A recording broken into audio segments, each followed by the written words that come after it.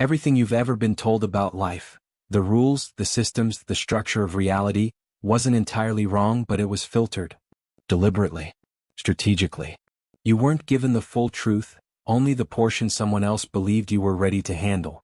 You were taught to see the world through a narrow lens, framed by beliefs passed down like family heirlooms, not questioned but assumed. And in that space between what is and what you were told, a quiet knowing has always lived. A whisper too ancient to name yet too familiar to ignore. That whisper has a name. Hermes Trismegistus. But Hermes wasn't just one man. He was an echo of convergence, a bridge between cultures, a symbol of something greater. A fusion of Egypt's Thoth and Greece's Hermes, two deities of wisdom, language, and the unseen sciences, merged into a single voice, a timeless messenger who didn't bring commandments but revelations. What Hermes left us isn't a religion to follow or a philosophy to debate. It's a framework, a key, a way of seeing the architecture behind everything you experience.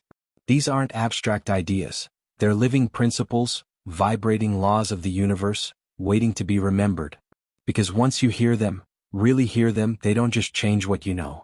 They change what you are. You were never meant to just survive this life. You were meant to remember. And what's been buried in dusty scrolls, encrypted in symbols, veiled in myth, is surfacing again. Not to entertain. To awaken. Reality as you've known it, isn't what it appears to be. That may sound extreme, even dramatic, but it's not an exaggeration. It's the central message that Hermes passed down through centuries of mystics, alchemists, and seekers. You've been taught to believe in the solidity of things, that the world is external, separate from you, something that happens to you. And that your mind? Just a byproduct. An accident. A receiver. Not a creator. But Hermetic wisdom reveals that this is the deepest illusion of all. The very first law, the one all the others stand on, is this: all is mind. Everything, matter, energy, time, form, sensation, identity, it all emerges from one intelligent field of consciousness. Not metaphorically. Not poetically. Literally. The universe isn't built from stuff, it's constructed from thought. You're not just living in reality, your consciousness is forming it, shaping it, projecting it out like light from a hidden sun. Your mind isn't a small thing trapped inside a skull. It's the lens, the transmitter, the architect. What you think and feel and believe, they're not passive states. They're instructions. They are energetic blueprints sent into the vast field of being, and what returns to you isn't random. It's response. So when Hermes said, all is mind, he wasn't being poetic. He was revealing the foundational law that underpins everything. And that law? It flips the whole game. Because it means you are not a passive receiver of life's chaos. You are a participant. More than that, you're a co-creator. The idea that thoughts shape reality isn't New Age optimism. It's ancient technology. Long before modern science caught up, Hermes had already described what quantum physicists and consciousness researchers are now just beginning to unpack. That matter doesn't create mind. Mind generates matter. The world you move through is a reflection, a response, an echo of what lives inside you. And that leads to a question, a hard one but a necessary one. Whose thoughts are shaping your life? Yours? Or the ones implanted in you by school, by media, by religion, by generations who didn't know any better? Because if you've been taught to believe that life is fixed, that your fate is locked in, that power lives outside you, then you're not creating from within. You're reenacting someone else's version of reality. And it's likely a version designed to keep you small. That's where most people get stuck. The moment the veil starts to lift, they feel it, the tension, the discomfort. Because if your mind really is the source, then it's not just about what happens to you. It's about how you choose to interpret, respond, and project that experience forward. That's not an easy truth. But it is a liberating one. It's not about blame. It's about power. And the systems that run this world don't want you to realize you have it. Because once you see that reality is mental, you become ungovernable. You can't be manipulated by fear or conditioned by control. You begin to navigate life not like a pawn, but like a conscious participant in a sacred design. Some truths are too potent for the mainstream. That's why teachings like these were hidden, not because they were weak but because they were dangerous. Not to the people, but to the systems built on their silence. So here's the pivot. If your inner world is the mold and the outer world is just the cast, then changing the outside is pointless until you've shifted the inside. And yet, most of us are taught to chase, hustle, strive, manipulate the world around us, thinking that's where change lies. But Hermes taught the opposite. You don't chase alignment. You tune into it. You don't force the current. You become the frequency. That's the second law, vibration. Everything moves. Everything resonates. Nothing is truly still. Not your body. Not your emotions. Not even your thoughts. And each state of mind carries a frequency: joy, grief, peace, anger. They're all tones, and they broadcast through you like a signal tower. So when you vibrate in fear, you draw more things to fear. When you radiate love, you start to notice beauty everywhere. That's not magic. That's resonance. And your dominant state becomes your broadcast. The universe tunes in. This is where so many people unconsciously short-circuit their own transformation. They try to think positive but vibrate in scarcity. They repeat affirmations but carry doubt in their bones. They set goals from a place of anxiety, not alignment. It doesn't work. Not because they're broken, but because frequency doesn't lie. You can't fake vibration. You felt it. Someone walks into a room and shifts the whole atmosphere, not because of what they say but who they are. Their presence is tuned, coherent, aligned. That's power, not from control but from clarity. And it works both ways. Because your energy also teaches people how to treat you. Your vibration speaks before you do. And it either opens doors, or blocks them. This is why nothing truly changes until your frequency does. Plans help. Intentions matter.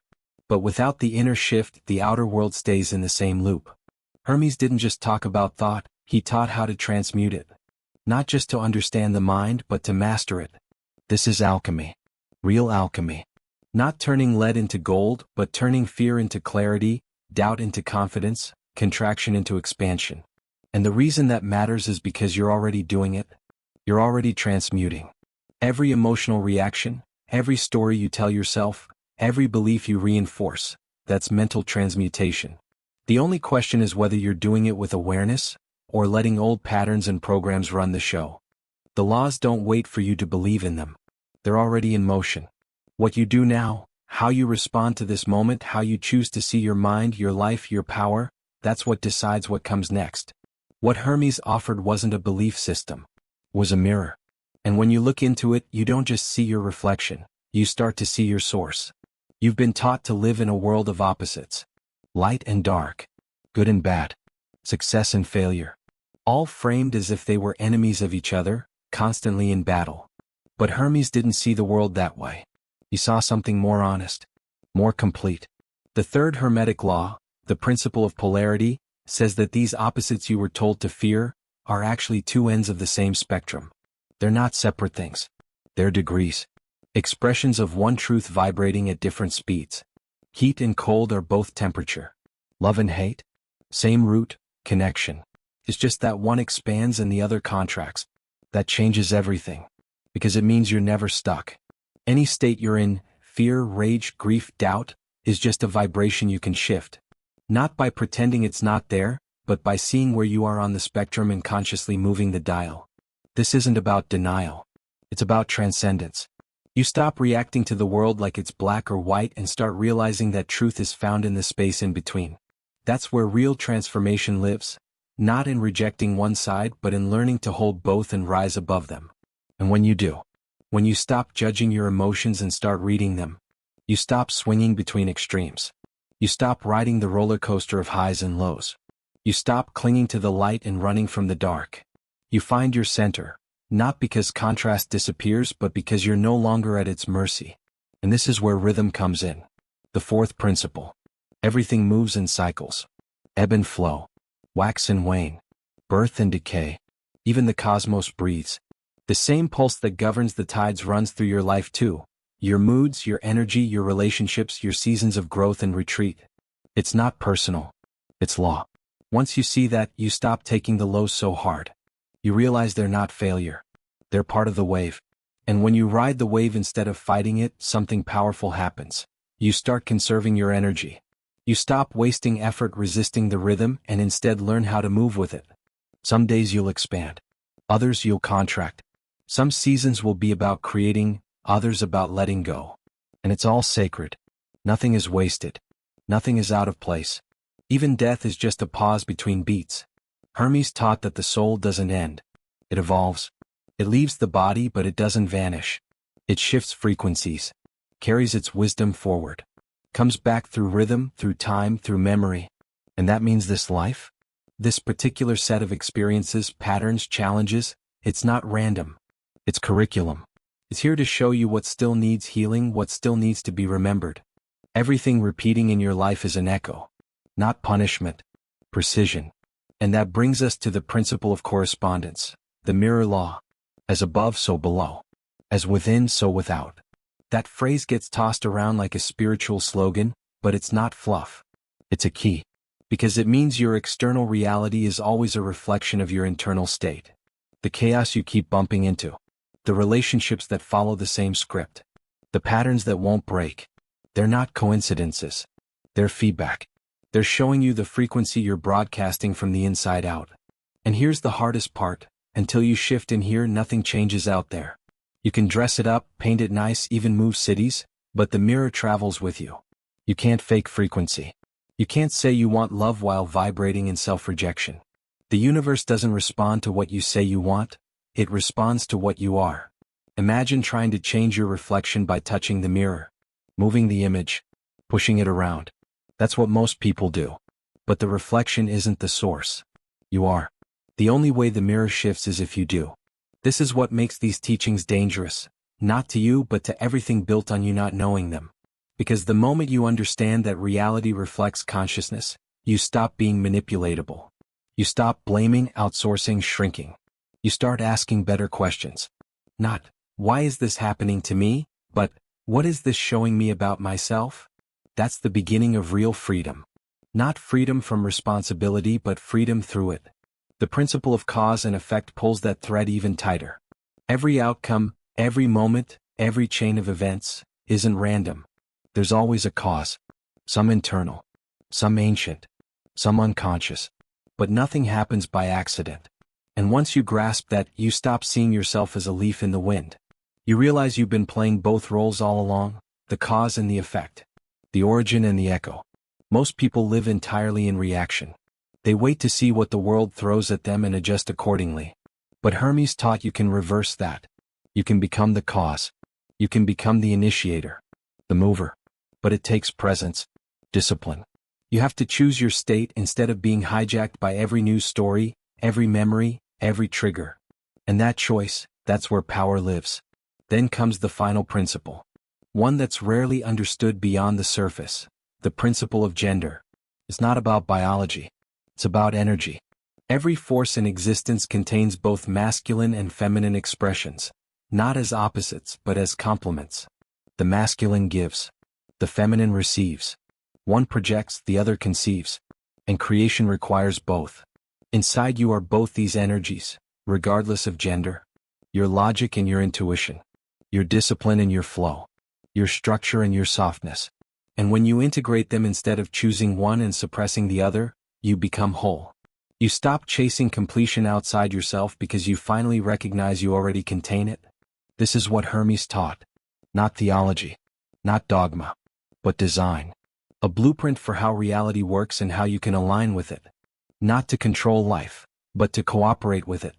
And maybe, reading this, you feel a strange familiarity. Like you're not learning something new but remembering something ancient. That's not a coincidence. That's recognition. The soul doesn't need to be convinced of the truth. It only needs to be reminded. But don't let this stay in the mind. These laws aren't meant to sit on a bookshelf or float as pretty quotes on a feed. They're tools, lenses, mirrors, meant to be used, to guide your choices, to shift your state, to shape your experience. This path? It's not about perfection. It's about practice. About showing up to your own life with awareness. About catching the thought before it spirals. About turning reaction into reflection. About choosing again.